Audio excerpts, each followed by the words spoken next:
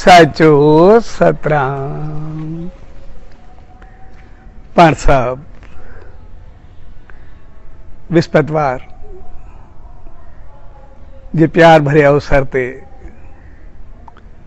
उन्हीं सच साईं जी रहमत पाइण जे लाइ सनंदावन में आहियूं। सच साईं जो जीवन हकीकत में हिकिड़ो अहिड़ो संदेश ऐं अमल आहे जेको हर एक इंसान जे लाइ हमेशा जे लाइ हिकिड़ी रोशन राह हूंदो आहे, जंहिंजो जीवन जन्म खां जीवन ताईं ऐं जीवन खां अॼु ताईं ऐं अॼु खां अॻिते ताईं हमेशा रोशन रहंदड़ आहे। छाकाणि त अॼु असां जंहिं दौर मां गुज़री रहिया आहियूं उहो समझ ॼाण ऐं ज्ञान जो दौर आहे। अॼु जे दौर में हर हिकु इंसान ज्ञानी ऐं समझदार आहे। हर हिकु तरह सां हू सांसारिक तौर हुजे या वरी अॼु जे दौर जे हिसाब सां आध्यात्मिकता जे दौर सां। मंदर मड़ियूं केतिरा ई धर्म स्थल, सत्संग, प्रवचन, पवित्र पुस्तक, बेहतर संदेश पढ़ी ॿुधी जेकॾहिं ॾिसंदासीं त ॼाण हर हिकु पाण पंडित आहे, पाण समझदार आहे ऐं पंहिंजो पाण खे सम्झे थो त शायदि मां कुझु आहियां। पर जेकॾहिं असां थोरो ॿियो पहलू ॾिसूं, एतिरी ज्ञान समझ ॼाण अकुल बुद्धि दान पुण्य सब जे बावजूद भी इंसान परेशान अशांत ऐं अंदर खाधल रहंदो आहे ऐं उन सां गॾु साड़ जलन क्रोध हसद हवस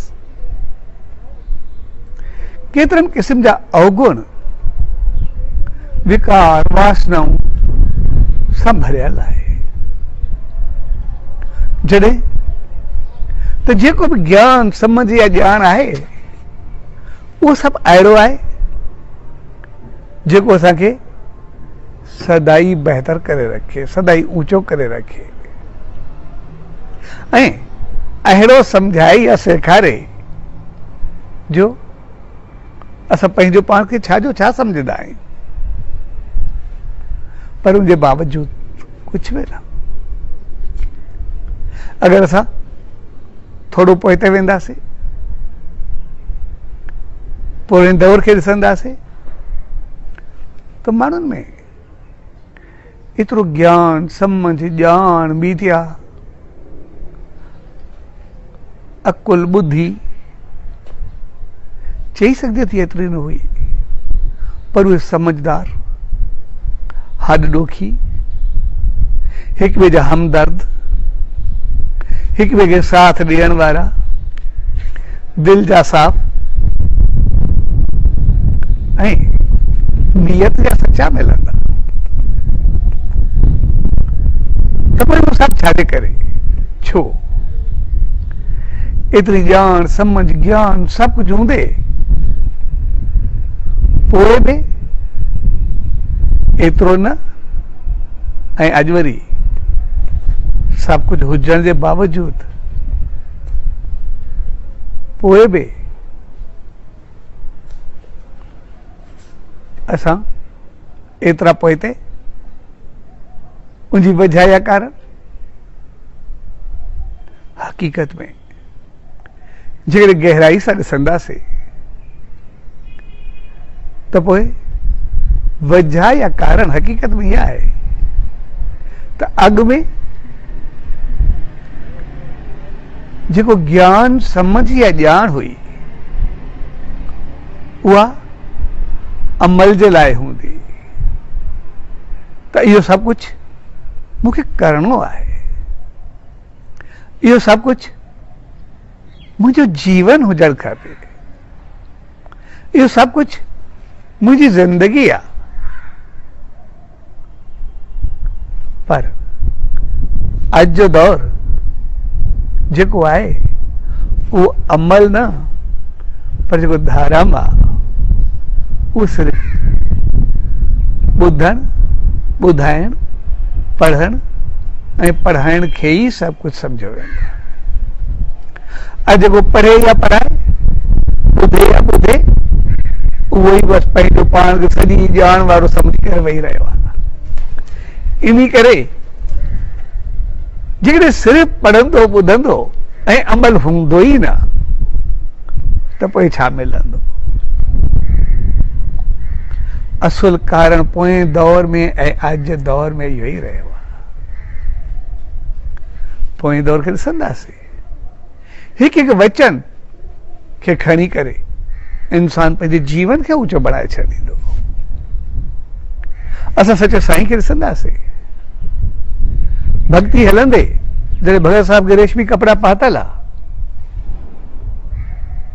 त उनजो तंद भगत साहब जे पैर में अटकी ऐं हू उन धागे खे छॾाइण जे करे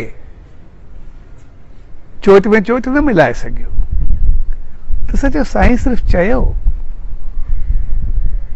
त उहा तंद ई कहिड़ी जेका भक्ति में रुकावट बणिजे।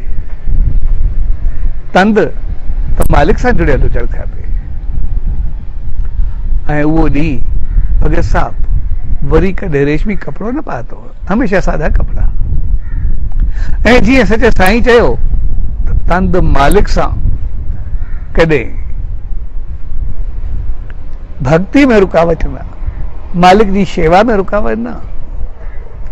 त पोइ अगरि असां भगत साहब जे जीवन खे ॾिसंदासीं त जॾहिं भक्ति कनि पिया उतां माण्हू आयो घरां, चयसि तव्हांजो ॿारु उहो बीमार आहे, चए मालिक भली कंदो।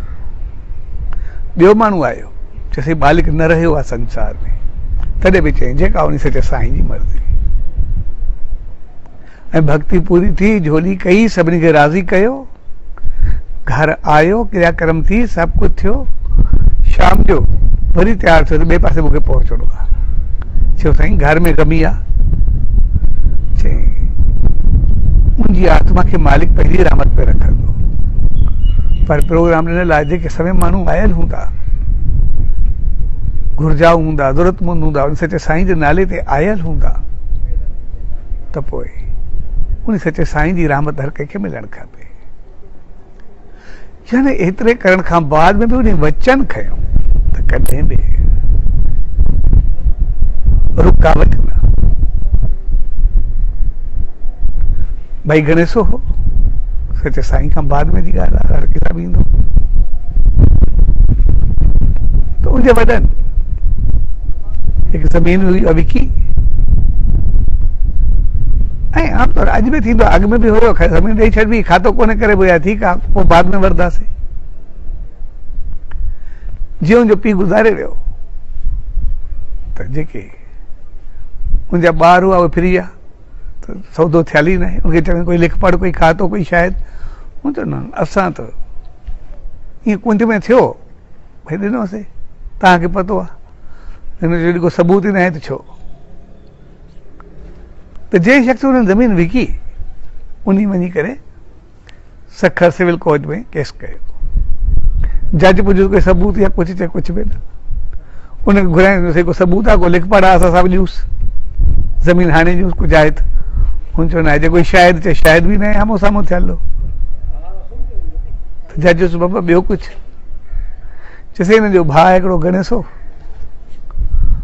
उहो सचे साईं जो शेवादारी या राड़की साहिब वेंदो आहे, पोइ उहो सच ॻाल्हाईंदो हुजे, उनखे चओ सचे साईं जे नाले ते जेको चवे।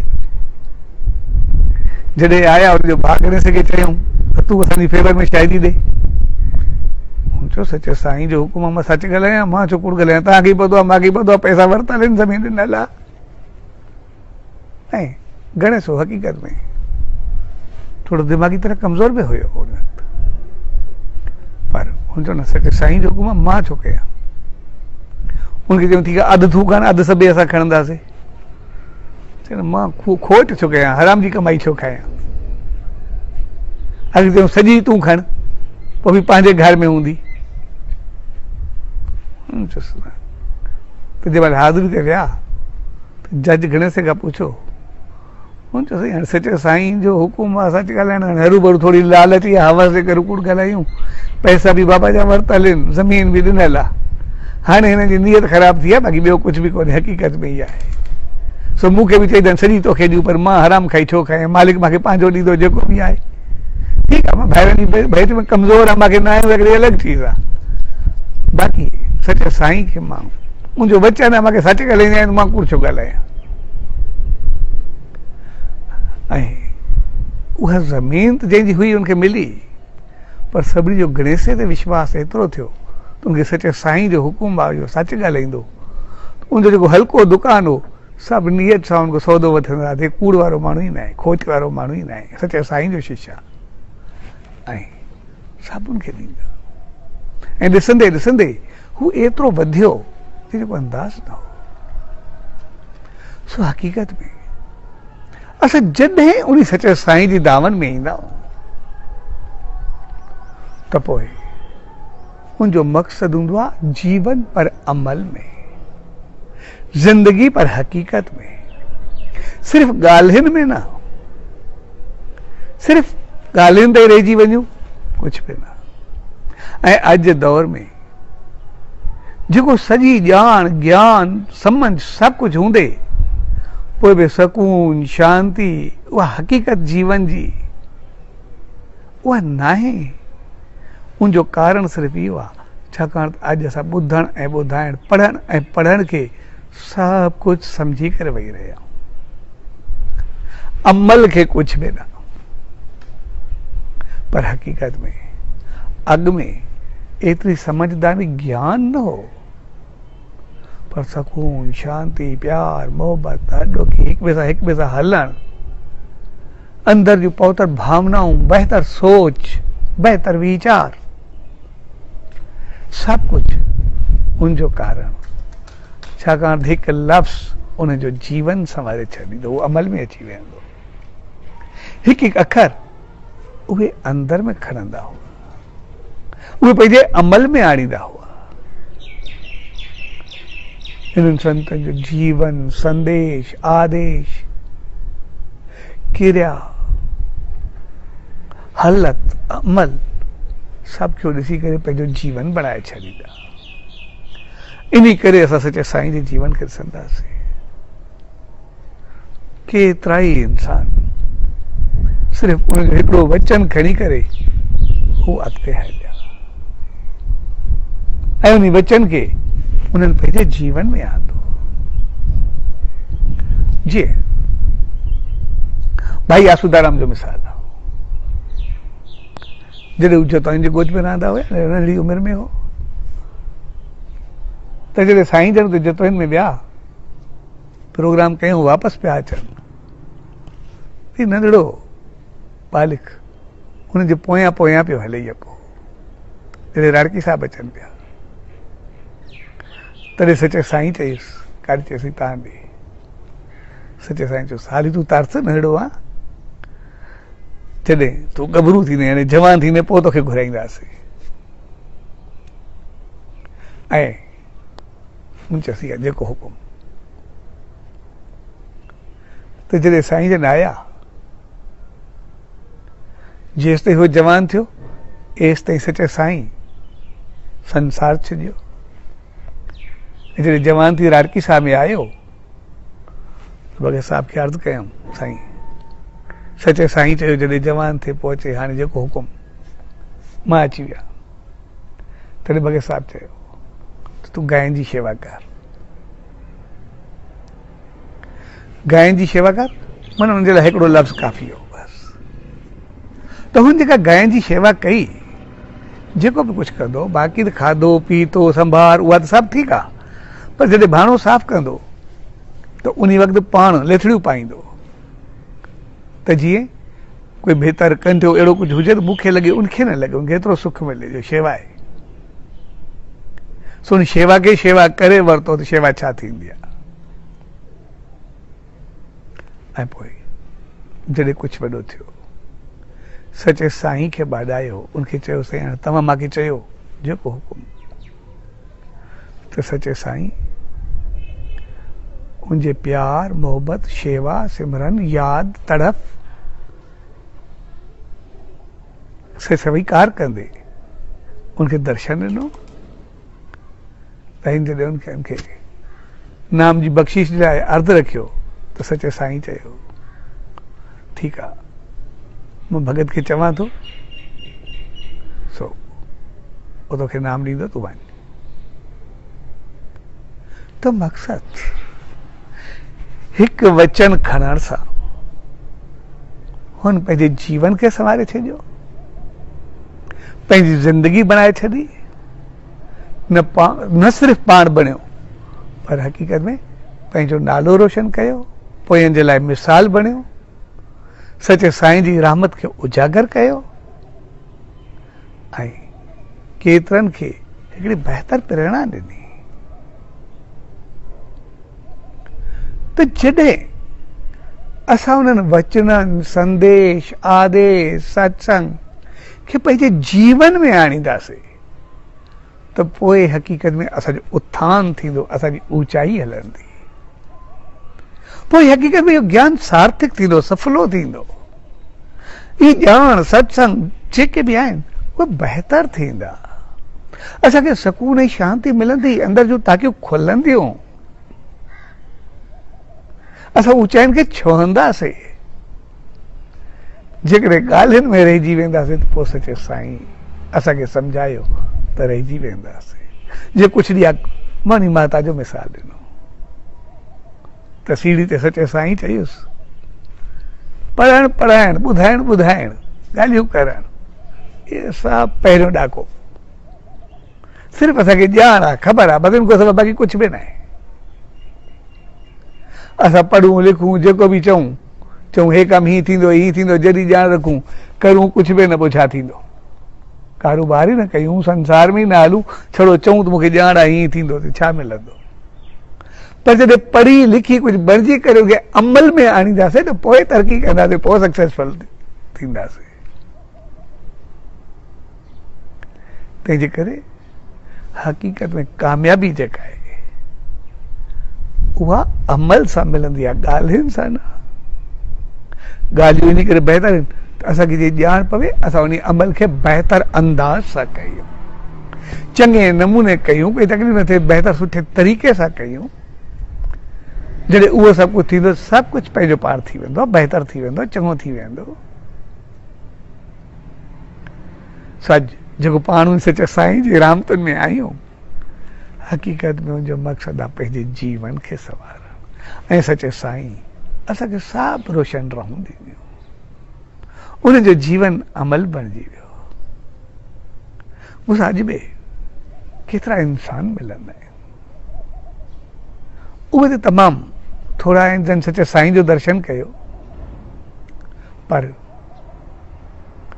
जन भगत साहब खे ॾिठो, उनजी गोद में खेॾिया, लोलियूं पातियूं, उहे त अॼु बि तमामु घणा आहिनि।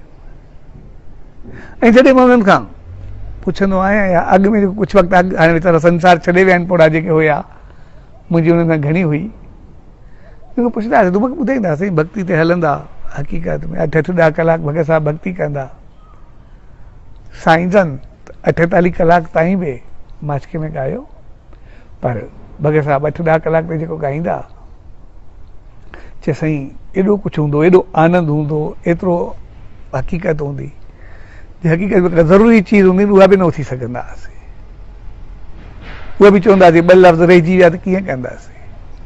पर कंहिंखां बि पुछिबो त एतिरो जो ॿुधो 8 कलाक 10 कलाक वगे साहब चयो छा? कोई न चयो या चवंदो त भगत साहब ही कुछ चयो। हर को चवंदो त भगत साहब ही कयो, एतिरनि जा घर भरिया, एतिरनि खे सुख ॾिनो, एतिरनि जूं झोलियूं भरियूं, एतिरनि खे आनंद ॾिनो, एतिरनि खे ख़ुशियूं ॾिनियूं। अलाए केतिरियूं केतिरियूं चङियूं ॻाल्हियूं कंदा, अमल जूं, हक़ीक़त जूं। हेतिरनि जा दुख लाथा, हेतिरनि खे सुख ॾिना, हेतिरनि जा चूल्हा ॿारिया।